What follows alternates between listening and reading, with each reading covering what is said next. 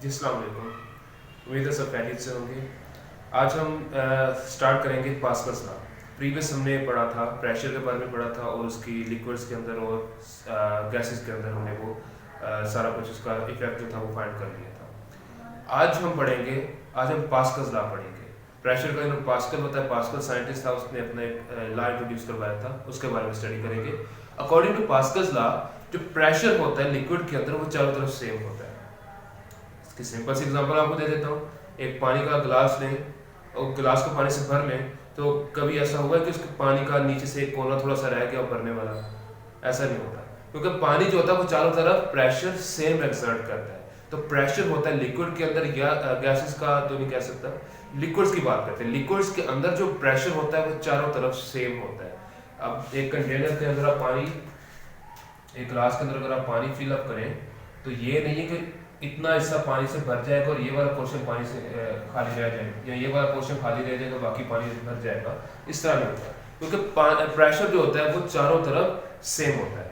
तो pressure exert जो liquid होता है जो चारों तरफ प्रेशर एक्सर्ट करता है वो सेम करता है। ये था हमारे पास पास्कल्स लॉ। पास्कल ने इसकी एक दो एग्जांपल दी थी, एक तो मैंने आपको दे दिया, और एक उसने एग्जांपल दी थी कि एक कंटेनर के अंदर आप पानी भरें, उस कंटेनर के चारों तरफ छोटे छोटे सुराख कर दें और ऊपर से पिस्टन को नीचे की तरफ प्रेस करें, तो पानी जो होगा वो चारों होल से सेम निकलेगा। ये नहीं कि यहाँ से पानी ज़्यादा निकल रहा है, यहाँ से कम निकलेगा, यहाँ से निकलेगा नहीं, यहाँ से और ज़्यादा निकल रहा है, चारों तरफ पानी सेम निकलेगा। इसकी और एग्जांपल देता हूँ। घर में जो पानी का नल होते हैं, दो नल को अगर आप खोल दें तो दोनों में पानी सेम आता है। ये नहीं कि एक नल से पानी ज़्यादा आ रहा है, एक से कम आ रहा है। वो कुछ फिजिकल कंडीशंस हो सकती हैं, हो सकता है कि नल थोड़ा सा खराब हो या उसके पाइप थोड़े से डैमेज हो। अगर वो सब कुछ ठीक है तो दोनों नल से पानी सेम आएगा। तो ये है हमारे पास पास्कल लॉ। इसकी फर्दर दो हमारे पास एप्लीकेशंस है। फर्स्ट एप्लीकेशन है हाइड्रोलिक प्रेस की। हाइड्रोलिक प्रेस क्या होता है? आपने अक्सर क्रेन्स या वो बड़ी बड़ी एक्सकेवेटर जो होते हैं, मशीन्स देखी होती हैं, उसको जब वो उठाते हैं किसी चीज़ को, उसके ऊपर ब्लैक कलर के पाइप लगे होते हैं। वो पाइप क्या करते हैं, पाइप के अंदर लिक्विड होता है, वो लिक्विड के प्रेशर से चलती होती हैं मशीनें। हाइड्रोलिक प्रेस में ये है कि एक साइड पे आप जितना प्रेशर एक्सर्ट करोगे, वो सारे का सारा प्रेशर दूसरी साइड पे लगे पिस्टन के ऊपर एक्सर्ट होगा। ये नहीं कि प्रेशर एक पॉइंट से दूसरे पॉइंट तक मूव होगा और वेस्ट नहीं होगा, सेंटर में वेस्ट नहीं होता। इससे हम स्टडी करते हैं, हाइड्रोलिक प्रेस की एप्लीकेशन को स्टडी करते हैं। हमारे पास थोड़ी सी मैं नीचे करके बनाता हूँ डायग्राम।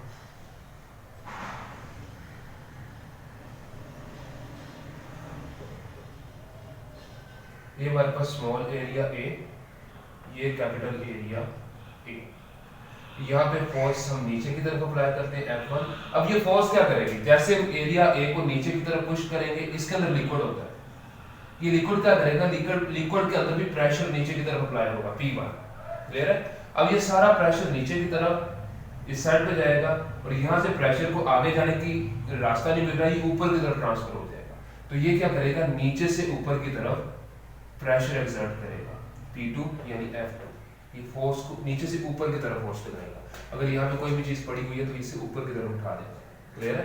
अगर हम यहाँ से पिस्टन को नीचे की तरफ प्रेस करें तो ये force in the form of pressure, जो कि ये देखें force per unit area, force apply कर रहे हैं हम एरिया के ऊपर, ये किसके इक्वल होती है, प्रेशर की इक्वल। प्रेशर इक्वल होता है फोर्स पर यूनिट एरिया, तो फोर्स अप्लाई कर रहे हैं हम एरिया के ऊपर। तो ये क्या करेगा, सारे का सारा प्रेशर यहाँ से ट्रांसफर कर देगा इस पिस्टन के ऊपर। अब ये प्रेशर नीचे से ऊपर की तरफ लग रहा है, प्रेशर किस फॉर्म में लग रहा है, फोर्स की फॉर्म लग रहा है, फोर्स पर यूनिट एरिया, ये भी क्या होगा, प्रेशर। तो इस पिस्टन को क्या करेगा, ये ऊपर की तरफ अप्लाई कर देगा।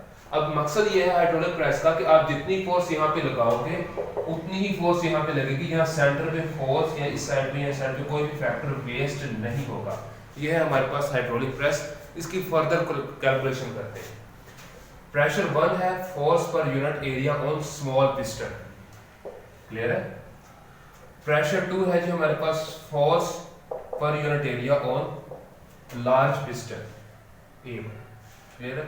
अब अभी हमने बात की कि जितनी फोर्स हम यहाँ पे लगाएंगे उतनी ही फोर्स यहाँ पे लगेगी, या जितना प्रेशर हम यहाँ पे एक्सर्ट करेंगे उतना ही प्रेशर ये नीचे से ऊपर एक्सर्ट करेगा। तो हमारे पास P1 इक्वल हो गया P2 के, यानी प्रेशर 1 इक्वल्स टू प्रेशर 2। चलें जी, तो ये दोनों इक्वल है तो जाहिर बात है ये साइड्स भी इक्वल होनी चाहिए। F1A equals to F2A। ये हमारे पास हाइड्रोलिक प्रेस की जनरल इक्वेशन। क्लियर है? अब हमें ये तो पता है कि हम यहाँ पे कितनी फोर्स लगा रहे हैं, F1 हमें मालूम होगा। क्लियर है? उसके बाद इसका एरिया भी हमें पता, एरिया तो दोनों का पता होगा, इसका भी एरिया पता है, इसका भी एरिया पता है। हमें ये नहीं पता कि जब हम फोर्स यहाँ पे लगाएंगे तो इस साइड पे कितनी फोर्स ट्रांसफर होगी, F2 कितना ट्रांसफर होगा। वैसे जनरल तो हमें पता है कि दोनों फोर्सेस सेम होंगी, लेकिन अगर उसकी अमाउंट आपने कैलकुलेट करनी है तो हमें क्या करना पड़ेगा, F2 की वैल्यू निकालनी पड़ेगी।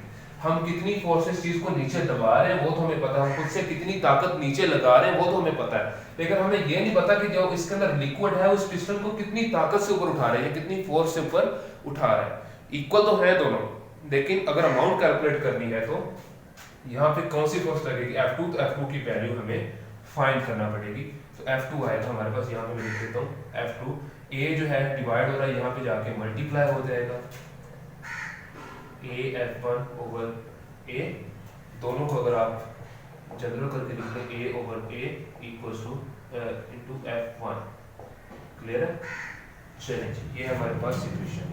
अब ये था हमारे पास छोटे पिस्टन के लिए, अगर दोनों पिस्टन आपस में हम बराबर करते हैं, ये भी बड़ा पिस्टन लगा दें, ये भी बड़ा पिस्टन लगा दें, तो A इक्वल हो जाएगा A के, दोनों एक दूसरे को क्या कर देंगे, कैंसिल कर देंगे, तो हमारे पास F2 इक्वल्स टू F1 आ जाएगा। यानी जितनी फोर्स हम अप्लाई करेंगे खुद से उतनी फोर्स दूसरी साइड पे जाके अप्लाई होगी। ये था हमारे पास हाइड्रोलिक प्रेस का, जितनी फोर्स हम अप्लाई करें दूसरी साइड पे उतनी ही फोर्स एक्सर्ट होती है लिक्विड के थ्रू।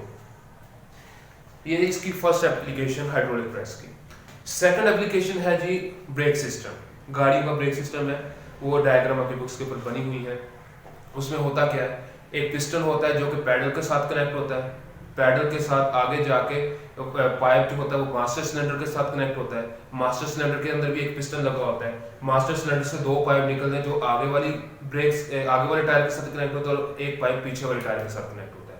अब होता क्या है उसके अंदर, आप जितना प्रेशर पाँव से, अभी हमने पढ़ा है कि जितना प्रेशर हम अप्लाई करेंगे उतना ही प्रेशर चारों तरफ सेम हो जाएगा। अब जैसे हम प्रेशर अप्लाई करेंगे तो वो प्रेशर मास्टर सिलेंडर तक जाएगा और मास्टर सिलेंडर के आगे दो हिस्सों में प्रेशर डिवाइड हो रहा है, तो हमें पता है कि जितना प्रेशर हम अप्लाई करते हैं वो चारों तरफ क्या होता है, सेम होता है। तो जो प्रेशर है वो कुछ ऊपर चला जाएगा, सेम अमाउंट में प्रेशर नीचे वाले पाइप में चला जाएगा। दोनों पाइप, एक आगे वाली ब्रेक के साथ अटैच होगा, एक पीछे वाली ब्रेक के साथ अटैच होगा। जैसे वो जहाँ वहाँ पे जाकर प्रेशर एक्सर्ट करेंगे वो ब्रेक्स होती हैं वो टायर के साथ इस तरह अटैच हो जाती हैं, ब्रेक अप्लाई हो जाती है। आगे वाली ब्रेक भी अटैच हो जाएंगी, पीछे वाली ब्रेक भी इस तरह जाके अटैच हो जाएंगी। लेदर के साथ या ब्रेक क्लच जो होता है उसके साथ वो अटैच होती है और उसे ब्रेक के साथ रोक देती है। क्लियर है? दोबारा से मैं इसका रिव्यू देता हूँ। पास्कल लॉ, प्रेशर चारों तरफ सेम होता है लिक्विड के अंदर, कहीं भी वेस्ट नहीं होता। फर्स्ट एप्लीकेशन हाइड्रोलिक प्रेस के एक साइड पे जितना प्रेशर एक्सर्ट करोगे, अगर एरिया दोनों का सेम है तो दूसरी साइड पे भी उतना प्रेशर एक्सर्ट होगा। Second application brake system. Brake system में ये है कि दोबारा से ब्रेक सिस्टम को मैं एक्सप्लेन कर देता हूँ। मास्टर सिलेंडर होगा, उसके साथ हमने ब्रेक पैड को अटैच किया हुआ है और मास्टर सिलेंडर से आगे दो पाइप्स निकलेंगे जो एक आगे वाली ब्रेक के साथ और एक पीछे वाली ब्रेक के साथ अटैच होगा। जैसे हम पैडल को पुश करेंगे उसके अंदर लिक्विड जाके पुश करेगा मास्टर सिलेंडर को।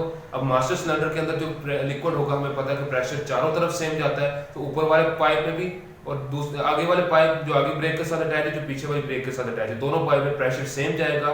तो वो पाइप जाके अटैच होते हैं ब्रेक पैडल, ब्रेक क्लच के साथ या ब्रेक प्लेट के साथ। वो प्लेट के ऊपर जैसे ही हमें प्रेशर लगेगा वो ब्रेक इस तरह टायर के साथ अटैच हो जाएंगी और टायर जो है वो मूव करना बंद कर देगा। ये था पास्कल्स लॉ और उसकी एप्लीकेशन। लॉन्ग क्वेश्चन है, अच्छे से याद करना वजह से। फर्दर कोई क्वेश्चन हो तो आप कमेंट सेक्शन में पूछ सकते हैं। आज के लिए इतना था, अपना ख्याल रखिएगा। अल्लाह हाफिज़।